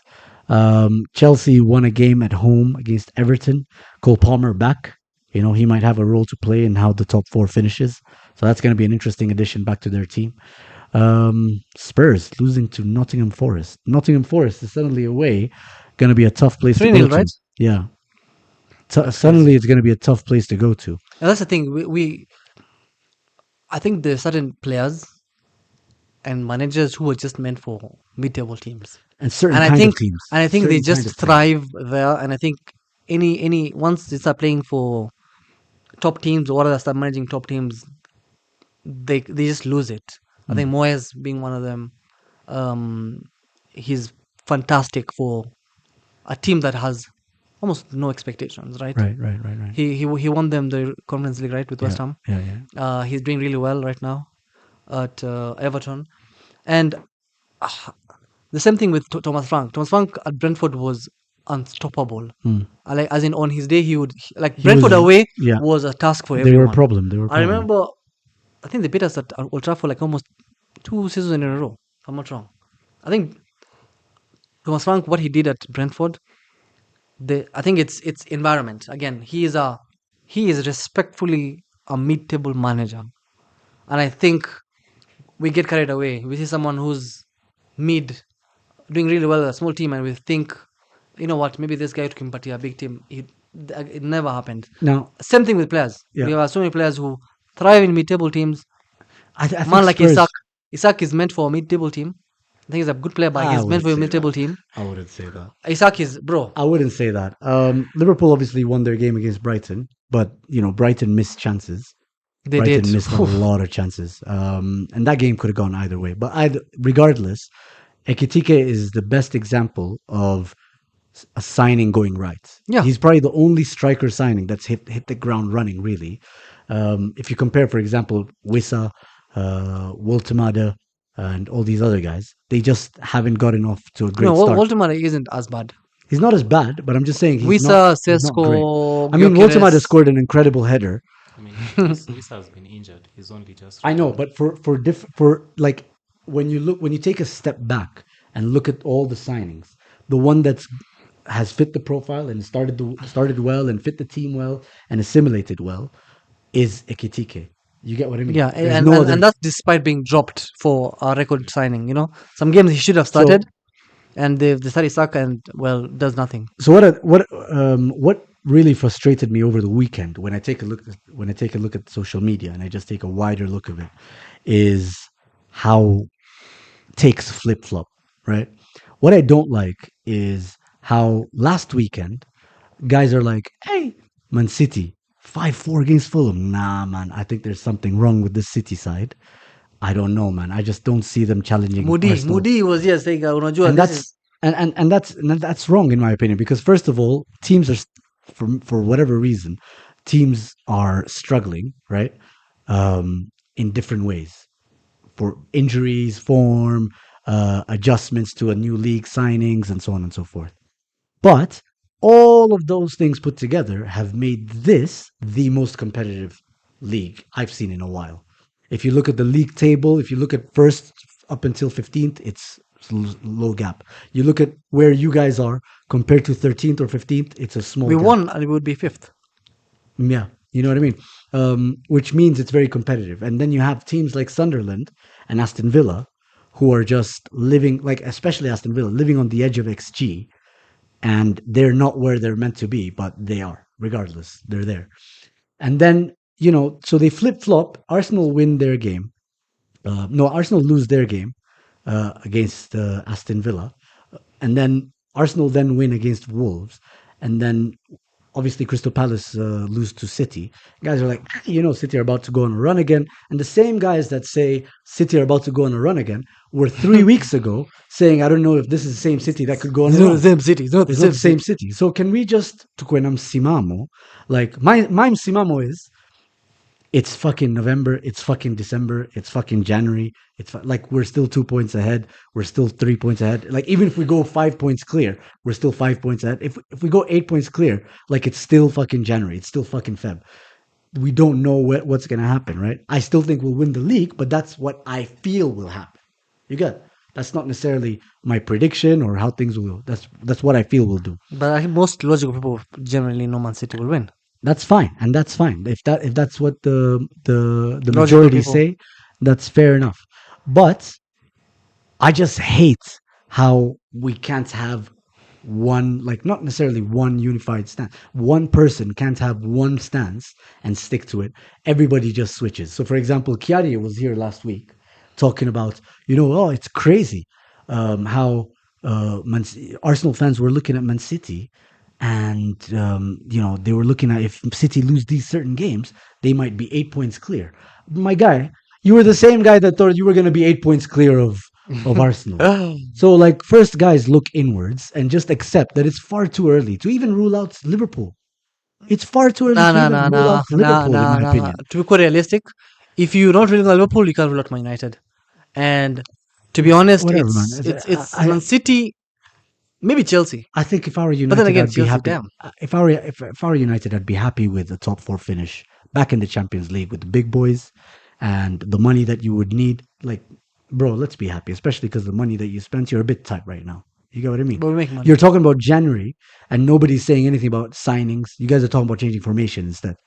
That it just tells me Muko ration mode. You're rationing through that tough period, and I get it. You just spent a lot of money. So for me, what I'm saying to people is, kwenye na msimamo bana. If Arsenal aren't going to be consistent enough, say that now.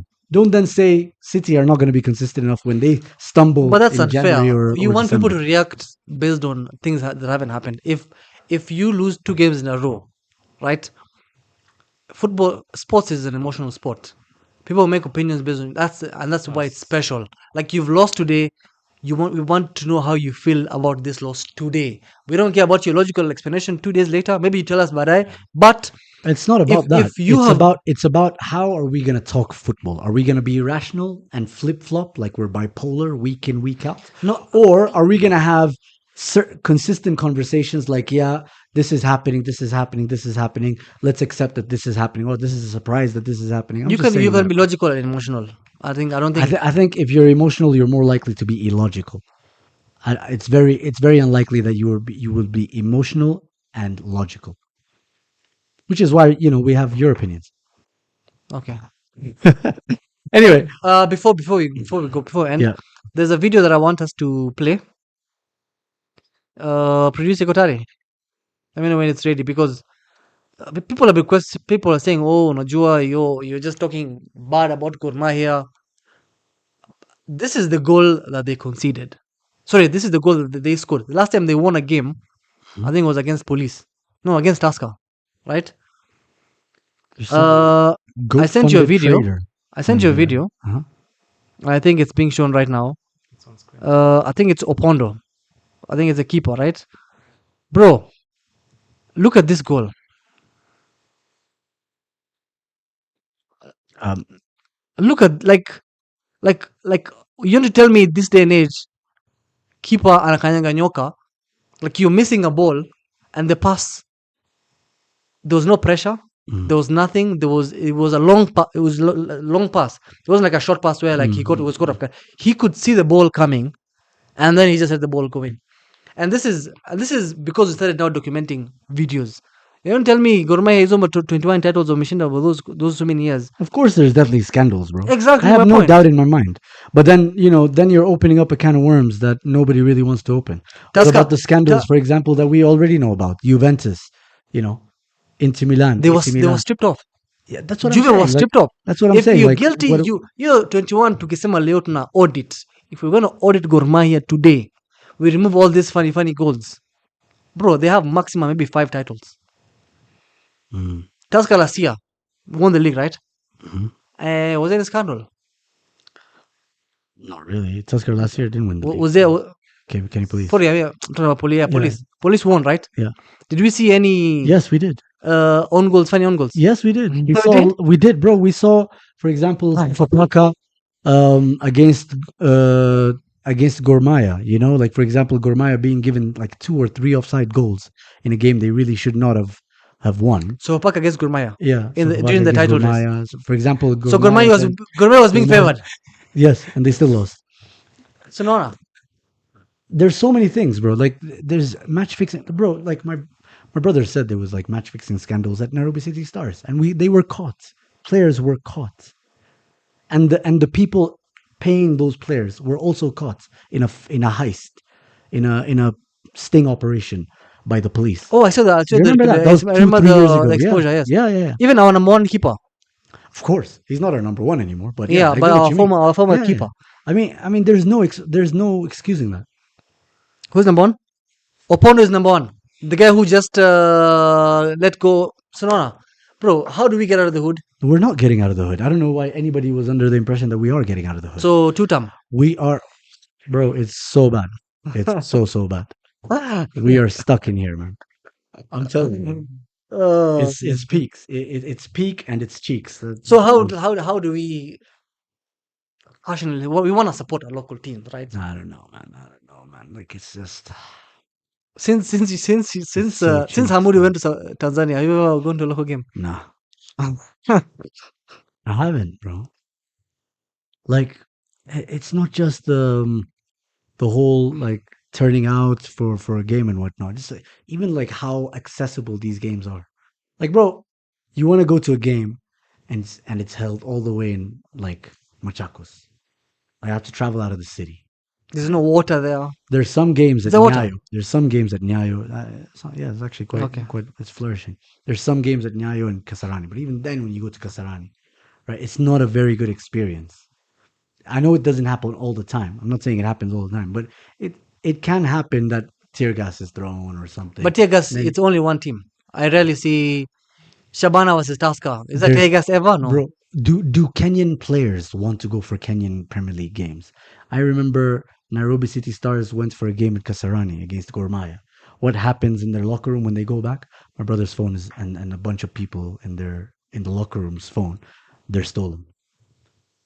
Like there's so many things that we need to change before we ever even think about becoming a proper footballing nation. Even the way we think about football, man. It's So- sad. So Talanta Stadium after AFCON, do you think we should like change it to just a concert? Olympics, I don't know. We just make There's it like a concerts happening there all the time anyway. no. Talanta. What? There's concerts happening there all the time, right? Where? Not That's Kasarani. that's in those sides, in Gong Road sides. Oh, yeah. By the way, Yeah. she's just next to Kinama's house. Yeah. Do you think they should just make it a? I mean, Kiarie, ask Kiarie. He's the expert there. Anyway, shall we call it? Yeah. It's been a lovely, lovely period, guys. Thank you very much. We're going to be on like Next week on thongs. Monday because wait, are we playing on Monday again? Ah, finally, man. It's like Fulham and what? Oh, this is a game on Monday, but Yeah. no, the Fulham and Nottingham. It's not a big game. No one cares. But there's also KCB and Shabana on Monday 4 p.m. All right. So Prediction: Aston Villa, Man United. I think there's Liverpool, someone, Spurs Yeah, next weekend. next weekend. Yeah, 8:30. Liverpool win. Arsenal, Everton. Arsenal, Everton away. That could be 11, tough. 11 p.m. kickoff on a weekend is also not bad. It's not bad. It's not bad. But I just don't like the fact that we don't have early kickoffs I anymore. mean, it is. We have Al kickoff Oh, we Thursday. do? Yeah, like so it's from 3:30 to 1 a.m. Oh, okay, fair enough. So we have Newcastle Chelsea as Al kickoff, which is also a very good game. Very good game. I think Newcastle gets something from that game. Newcastle 'cause they- away for the first. Nani is not there. Mm, Kiarie is not there, right? yeah, Oof, still misses that game. they're gonna get touched in the midfield. Yeah, I think so. They're gonna get touched up. I mean, you have Joe Linton and these men. I don't know if there's any injuries, but just the overall mentality of Newcastle is we're gonna bounce you guys. I have a crazy prediction. I think by 8 p.m. Man City are top of the table until May. All right, interesting. I think they'll go top of the table. They're playing West Ham at home. There's no doubt in my mind that they go top of the table. And I But think we reclaim it with a really nice 10-0 win against Everton. well, so Everton, what profile? Everton players have do a you lot put? of injuries. So what profile? What type of players do you put now? I think it's gonna be a transitional game. I think Martinelli is the right game for them, and Gyökeres. Now that's the right game. So yeah, Versatile FC. versatility, bro. Utility. Park Jing. What? Park Ji-sung Park FC. Ji-sung- So, Park Ji-sung so FC. we Yeah. won with one Park Ji-sung. We want to win the league with 11 Park Ji-sung. Nah, just like 4 and 5 world class players. Anyway, guys, thanks for tuning in. Don't forget to smash the like button if you haven't already. I can see there was a very nice concerted effort into doing that already, and we'll see you guys next week. As we've been threadbare today. Squad depth issues, but our versatility will be back when we are back next week. And up until then, enjoy your December.